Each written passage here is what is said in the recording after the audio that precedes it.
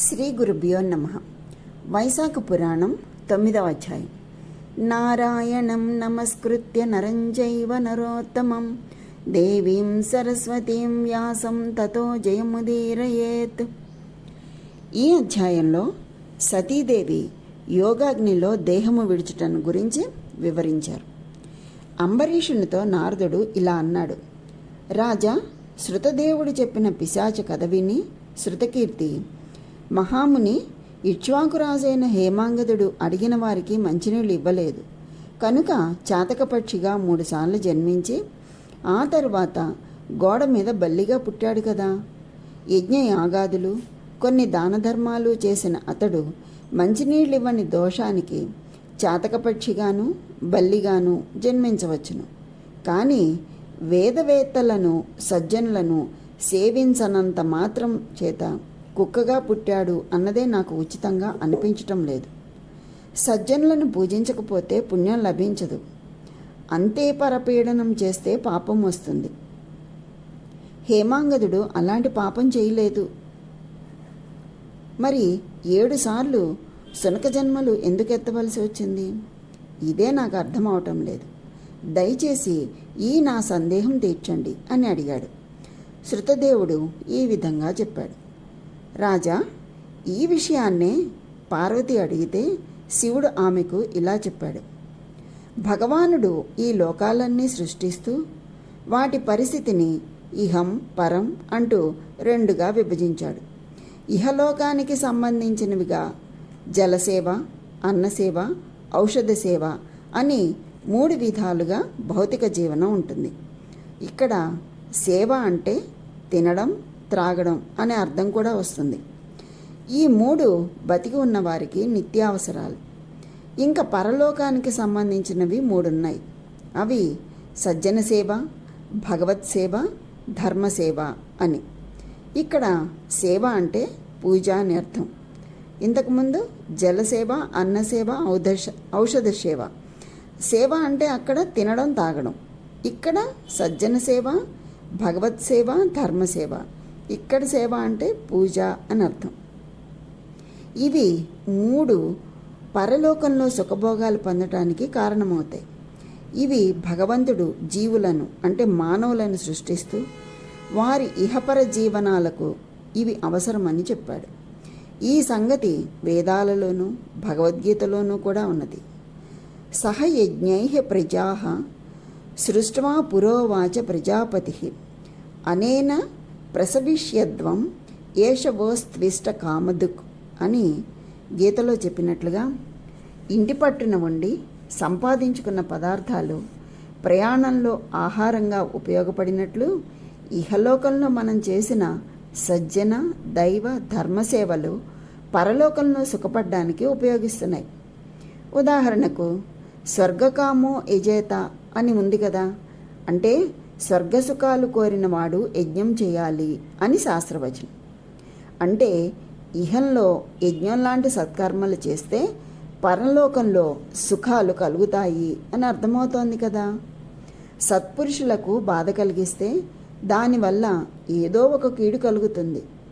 మహాత్ములకు మనం చేసే పని వల్ల బాధ కలిగినా ఆ దోషం మనను బాధిస్తుంది. దీనికి ఉదాహరణగా పూర్వం జరిగిన కథ ఒకటి ఉంది. అది మన పాపాలు హరించడమే కాక ఆనందాన్ని కూడా కలిగిస్తుంది. అదేంటంటే, పూర్వం దక్ష ప్రజాపతి అనే బ్రహ్మ మానసపుత్రుడు ఒకడుండేవాడు. అతడికి 60 మంది కుమార్తెలు. వారిలో పెద్దది సతీదేవి. ఆమెను పరమశివునికిచ్చి పెళ్లి చేశాడు. వీరు కైలాసంలో సుఖంగా ఉన్నారు. ఒకసారి దక్షునికి యజ్ఞం చేయాలని సంకల్పం కలిగింది. అల్లుడైన శివుణ్ణి, కూతురు సతీదేవిని యజ్ఞానికి పిలవడానికి కైలాసానికి వచ్చాడు. మామగారిని చూసి ఈశ్వరుడు, నేను త్రిలోకాలకు గురువును, వేదాలన్నీ నన్ను మృత్యుంజయుడు అని పొగుడుతున్నాయి. ఇంద్రుడు మొదలైన దేవతా నాయకులే నాకు కానుకలు సమర్పిస్తున్నారు. అంటే వారు నాకు సేవకుల వంటివారు. ప్రజాపతి అయిన దక్షుడు పిల్లనిచ్చిన మామ కాబట్టి నేను మర్యాద చేయవలసిందే. కానీ నేను పరమపురుషుణ్ణి. ఒక ప్రజాపతి అయిన వాణ్ణి చూసి నేను లేవకూడదు. యజమాని సేవకుణ్ణి చూసి లేవకూడదు, భర్త భార్యను చూసి లేవకూడదు, గురువు శిష్యుడిని చూసి లేవకూడదు. ఇది శాస్త్రధర్మం. దక్ష ప్రజాపతి మామ కావడం చేత గౌరవింపదగిన వాడే. అది బంధుత్వం వల్ల ఏర్పడిన పూజ్యత్వం. సర్వోన్నతుడు సర్వేశ్వరుడు అయినా తాను లేచి నిలబడి దక్షుణ్ణి గౌరవిస్తే అది గురువు శిష్యుణ్ణి చూసి లేచినట్లు శాస్త్ర విరుద్ధమైన పని అవుతుంది. కాబట్టి నేను లేచి నిలబడి దక్షుణ్ణి గౌరవించడం అతనికే శ్రేయస్కరం కాదు. నేనిప్పుడు లేచి గౌరవిస్తే సేవకుని చూసి యజమాని లేచినట్లు అవుతుంది. ఇలా చేస్తే ఆ సేవకులకు ఆయువు, ధనము, కీర్తి, సంతానం నశిస్తాయి. ఇలా ఆలోచించిన పరమేశ్వరుడు మామగారు ఎదురుగా వచ్చినా అతని శ్రేయస్సును కోరినవాడే లేచి నిలబడలేదు. పరమేశ్వరుడు అంతటి జ్ఞానం, వివేకం, ఆలోచనా శక్తి లేని దక్షుడు అసలే ప్రజాపతిని అంటూ అహంకారంతో విర్రవీగే దక్షుడు ధర్మసూక్ష్మాన్ని గ్రహించలేక అల్లుడు తనను గౌరవించలేదని కోపం తెచ్చుకున్నాడు. కోపావేశాన్ని అణుచుకోలేని దక్షుడు తన మనస్సులో, అవురా వీడికెంత గర్వము, దరిద్రుడు, కూటి కోసం భిక్షాటన చేసుకునేవాడికి ఇంత గర్వమా, తనెంతటివాడో గ్రహించలేని అవివేకం గలవాడి శివుడు, మామగారంటే గౌరవించాలని తెలీదా? ఈశ్వరుడనే పదంలో మాత్రమే ఐశ్వర్యం ఉంది, నేతి బీరకాయలో నెయ్యిలాగా. ఈయన గారికి తన వయసెంతో తెలీదు. బక్క చిక్కిన ఒక ఎద్దు వీని వాహనం. చేతిలో కపాలం, మెడలో ఎముకలు ధరించి వేద ధర్మాలను విసర్జించిన పాషండుల పూజలు అందుకుంటూ ఉంటాడు. ఇతడు సాత్వికులకు దేవుడు కాదు, అహంకారులకు దేవుడు. ఇలాంటి వాడిచ్చే శుభాలు ఏముంటాయి? దరిద్రుడై చలికి దుప్పటి లేక ఏనుగు చర్మం కప్పుకుంటాడు. నివాసం చూస్తే కైలాసం అంటారు, కానీ ఎప్పుడూ తిరిగేది శ్మశానంలోనే. ఇంకా అలంకారాలు చూస్తే భయంకరమైన పాములు. ఇది ఇతని ఐశ్వర్యం. ఇలాంటి వాడు ఈశ్వరుడట. ఇక్కడ ఈశ్వరుడు అంటే నాయకుడు అని. శివుడట. శివశబ్దానికి అర్థం నక్క, అది కూడా ఆ నక్క. తోడేలును చూస్తే ఆమడ దూరం పారిపోతుంది ఆ నక్క. అందుచేత శివశబ్దమే ఇతని ధైర్యాన్ని తెలియచేస్తుంది. ఈయనకు సర్వజ్ఞుడని బిరుదున్నదట. ఎందుకు? మామగారిని చూసి లేవాలని తెలియని సర్వజ్ఞుడు ఇతడు. నమస్కరించాలనే జ్ఞానం లేనివాడు. ఈయన గారి పరివారం చూస్తే భూత ప్రేత పిశాచాలు, అంటే ప్రమదగణాలన్నీ ఇవే. వీని కులమేమిటో తెలియదు, కానీ పరమేశ్వరుడట. దురాలోచన గల నారదుడు వచ్చి చెప్పాడు అని వీనికి నా కూతుర్నిచ్చి పెళ్లి చేశాను. చాలా మోసపోయాను. ధర్మశాస్త్రాలు మెచ్చని ప్రవర్తన గల ఇతడు వీనిని పెండ్లాడిన సతీ ఎప్పుడూ ఇలాగే ఉందురుగాక. వీరిద్దరూ మా మర్యాదలకు తగినవారు కారు. నీచ కులంలో పుట్టిన వాని దగ్గర పవిత్రమైన బంగారు కలశం ఉన్నా సరే దానిని వదిలిపెట్టిపోవాలి. అలాగే నా కూతుర్ని వీనిని కూడా మా బంధువర్గం నుంచి వెలివేయాలి, కలుపుకోకూడదు అని తన కూతురు సతీదేవిని, అల్లుడు మహేశ్వరుని కూడా యజ్ఞానికి పిలవకుండానే వెనుదిరిగి వెళ్ళిపోయాడు ఆ దక్షుడు. యజ్ఞశాల నిర్మించి ఋత్వికులతో యజ్ఞం ప్రారంభించాడు. మనసులో శివుణ్ణి తిట్టుకుంటూనే ఉన్నాడు దక్షుడు. ఆ యజ్ఞానికి బ్రహ్మ, విష్ణుమూర్తి తప్ప ఇతర దేవతలంతా వచ్చారు. సిద్ధ, సాధ్య, గరుడ, గంధర్వ, కిన్నర, యక్షులు అందరూ ఆ యజ్ఞానికి వచ్చారు. స్త్రీలకు సహజంగా ఉండే చాపల్యం చేత సతీదేవి యజ్ఞానికి వచ్చిన బంధువులందరితోనూ కాలక్షేపం చేయాలి అనుకుంది. పరమేశ్వరుని నేను యజ్ఞానికి వెడతాను అని అడిగింది. ఆయన వద్దని వారించాడు. సతీదేవి వినలేదు. అప్పుడు శివుడు, సతీ, నీ తండ్రి దక్షుడు సభలో నన్ను అనరాని మాటలు అంటాడు. ఆ మాటలు విని నువ్వు సహించలేవు. నేను సహించినట్లు నీ తండ్రి మాటలను నువ్వు సహించలేవు. కాబట్టి యజ్ఞశాలకు నువ్వు వెళ్ళవద్దు. నీకు అవమానం జరుగుతుంది, కానీ శుభం జరగదు. నా మాట విని ప్రయాణం విరమించుకో అని శివుడు ఎంతగా చెప్పినా వినిపించుకోక తండ్రి చేస్తున్న యజ్ఞాన్ని చూడాలన్న కోరికతో బయలుదేరింది. శివుని వాహనమైనటువంటి నంది వృషభ రూపంలో వచ్చి ఆమెను దక్షుని యజ్ఞవాటికకు తీసుకొని పోయాడు.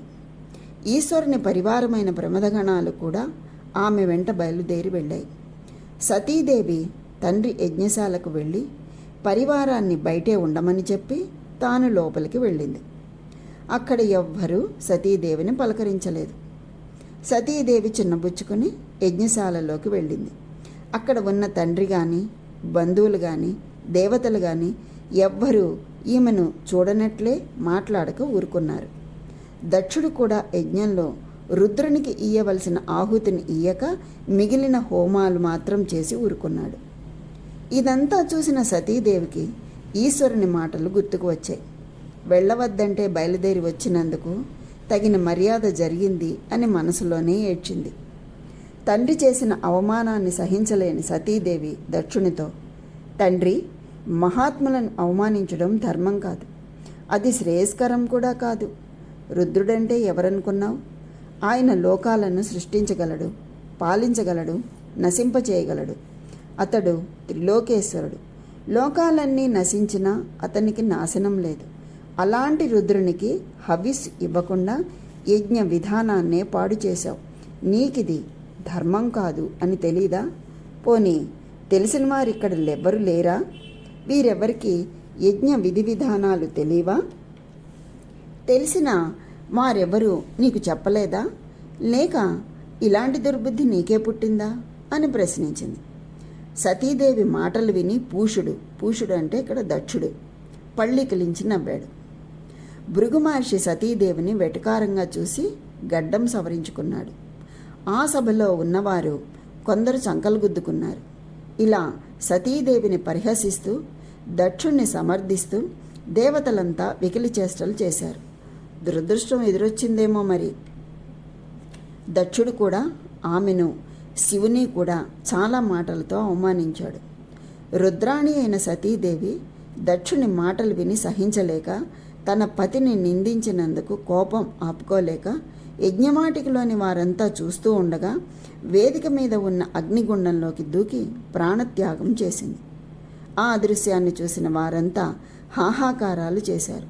ప్రమదగణాలు వెంటనే పరుగెత్తిపోయి ఈ విషయాన్ని అంతటిని పరమేశ్వరునికి తెలియచేశారు. ఇది స్కాంద పురాణాంతర్గతమైనటువంటి వైశాఖ పురాణంలోని 9వ అధ్యాయం సంపూర్ణం. కనుక ఆ శ్రీ మహావిష్ణువు యొక్క అనుగ్రహం అందరికీ కలగాలని కోరుకుంటూ స్వస్తి.